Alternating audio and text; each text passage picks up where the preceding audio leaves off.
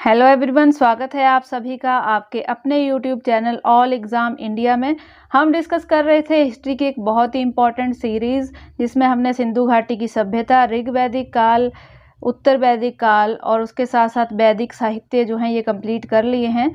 और जो last chapter हमने कंप्लीट किया है वैदिक सभ्यता का, आज इसके हम लगभग 30 MCQ डिस्कस करेंगे, जो मैक्सिमम सभी एग्जामिनेशन के लिए बहुत ही इंपॉर्टेंट होने वाले हैं। यहाँ से क्वेश्चन पूछे जाते हैं।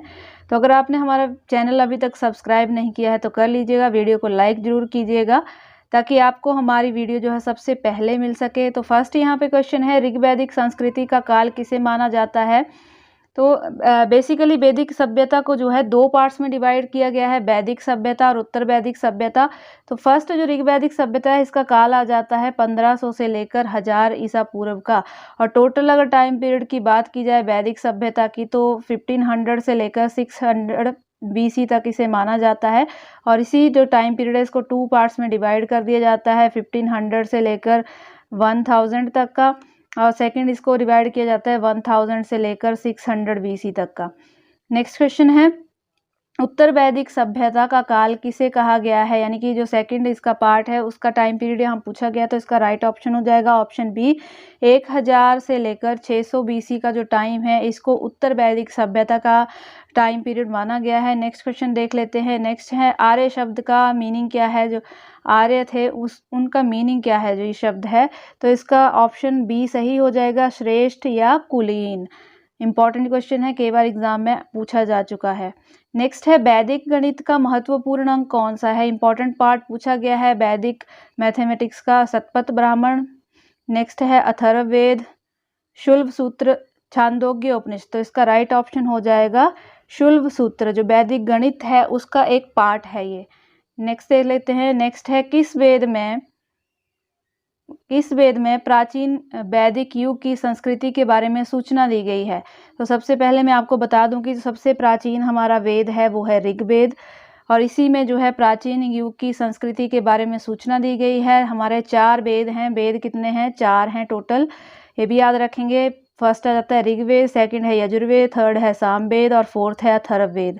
और इसमें जो सबसे पुराना वेद है ये है ऋग्वेद, और जो सबसे नया पूछा जाए तो है अथर्ववेद। नेक्स्ट क्वेश्चन देख लेते हैं। नेक्स्ट क्वेश्चन है, वेद शब्द का अर्थ क्या है। ज्ञान, बुद्धिमत्ता, कुशल या शक्ति। तो इसका राइट ऑप्शन हो जाएगा ज्ञान। वेद का अर्थ होता है ज्ञान। नेक्स्ट देख लेते हैं। नेक्स्ट क्वेश्चन है, सबसे प्राचीन वेद कौन सा है। तो अभी अभी हमने डिस्कस किया कि सबसे प्राचीन वेद कौन सा है। सबसे प्राचीन वेद है ऋग्वेद। किसका संकलन ऋग्वेद पर आधारित है। तो यहाँ ऑप्शन देख लेंगे, यजुर्वेद, सामवेद, अथर्ववेद, इनमें से कोई नहीं। तो इसका राइट ऑप्शन हो जाएगा सामवेद। और इस क्वेश्चन का जो मीनिंग है वो ये है कि इसमें सामवेद में क्या किया गया है, जो मैक्सिमम इसके मंत्र या श्लोक हैं वो ऋग्वेद से लिए गए हैं। 99 को छोड़कर सभी जो इसके श्लोक या मंत्र हैं वो ऋग्वेद से लिए गए हैं।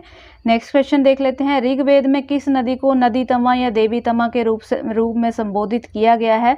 तो इसका जो राइट ऑप्शन हो जाएगा ऑप्शन डी, सरस्वती नदी को जो है ऋग्वेद में नदी तमा या देवतमा जो कहा गया है, और सबसे पवित्र नदी जो है ऋग्वेद में सरस्वती नदी को माना गया है। नेक्स्ट क्वेश्चन है, भारत के राज चिन्ह में प्रयुक्त होने वाला शब्द सत्यमेव जयते कौन से उपनिषद में से लिया गया है। तो इसके ऑप्शन देख लेते हैं। ऑप्शन है मुंडक उपनिषद, कठ उपनिषद, छांदोग्य उपनिषद और शतपथ ब्राह्मण। तो जो भारत का राज चिन्ह में प्रयुक्त होने वाला शब्द सत्यमेव जयते है, ये मुंडक उपनिषद से लिया गया है। ऑप्शन ए इसका सही हो जाएगा। इंपॉर्टेंट क्वेश्चन है। नेक्स्ट है, ऋग्वैदिक आर्यों का मुख्य व्यवसाय क्या था, ये क्या करते थे। तो इसका राइट ऑप्शन हो जाएगा ऑप्शन बी, जो ऋग्वैदिक आर्य थे इनका मुख्य जो पशुपालन ये करते थे। और अब बात की जाए उत्तर वैदिक युग की, अगर ये क्वेश्चन आ जाता है कि उत्तर वैदिक आर्य थे उनका कार्य क्या था, तो उनका मेन जो कार्य था वो कृषि था। क्योंकि जो उत्तर वैदिक काल है उसमें लोहे की खोज हो चुकी थी, लोहे के औजार मिल चुके थे उस टाइम, तो कृषि करना जो था वो ईजी हो गया था। तो उन लोगों ने जो था कृषि को अपना लिया था, और साथ ही साथ उन्होंने स्थायी जीवन शुरू कर दिया था जीना। अगर आपने पुरानी वीडियो नहीं देखी है तो जरूर देखिएगा, उसमें हमने डिटेल में डिस्कस किया है ये सब कुछ।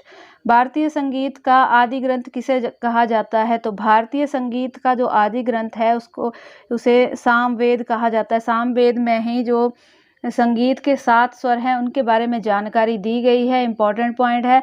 अगर ऋग्वेद की बात की जाए तो ऋग्वेद में ऋचाओं का संग्रह है। यजुर्वेद की अगर बात करें तो यजुर्वेद में जो है यज्ञ अनुष्ठान के बारे में दिया गया है। सामवेद जो है संगीत से संबंधित है और अथर्ववेद की अगर बात करें तो जादू टूने से उसे रिलेट किया जाता है और साथ ही साथ आयुर्वेद से जोड़कर भी उसे देखा जाता है।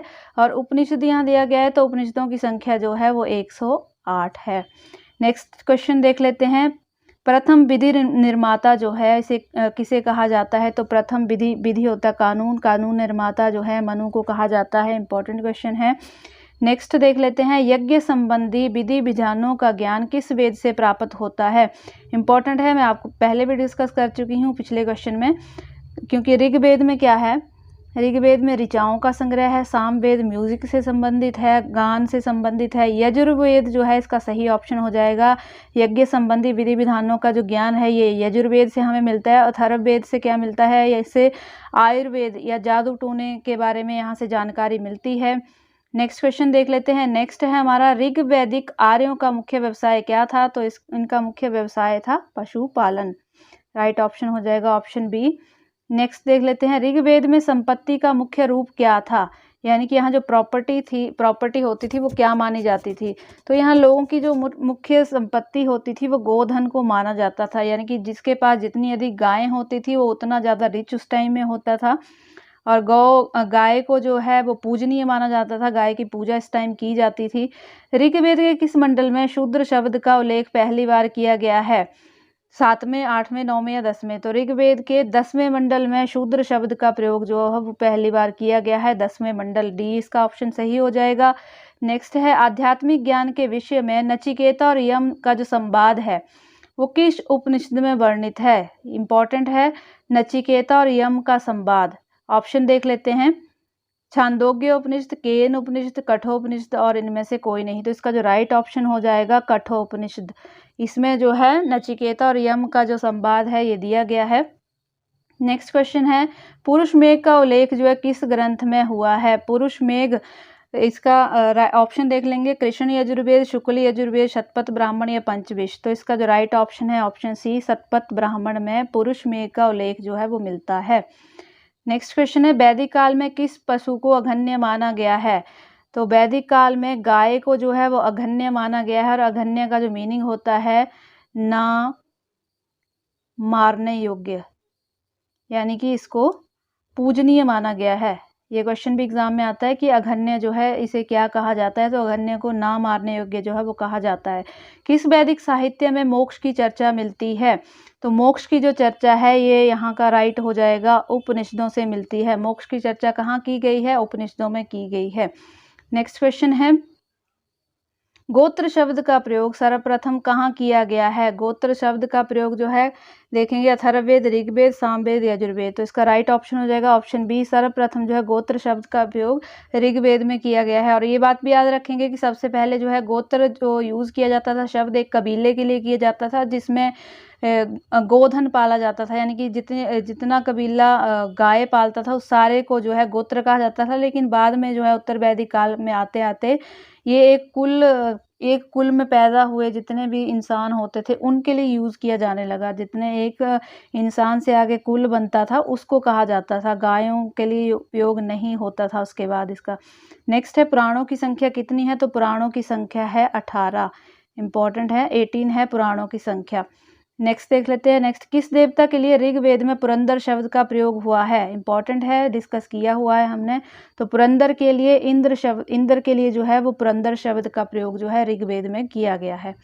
नेक्स्ट है, शुल्ब सूत्र किस विषय से संबंधित है? ज्यामिति, ज्योतिष, गणित या खगोल? मैंने आपको पहले भी डिस्कस किया ये क्वेश्चन कि वैदिक गणित का एक पार्ट है, लेकिन यहाँ एग्जैक्ट पूछा गया है तो एग्जैक्ट ऑप्शन आ जाएगी ए, ज्यामिति से ये संबंधित है। गणित की ज्यामिति से जो है शुल्ब सूत्र जो है संबंधित है।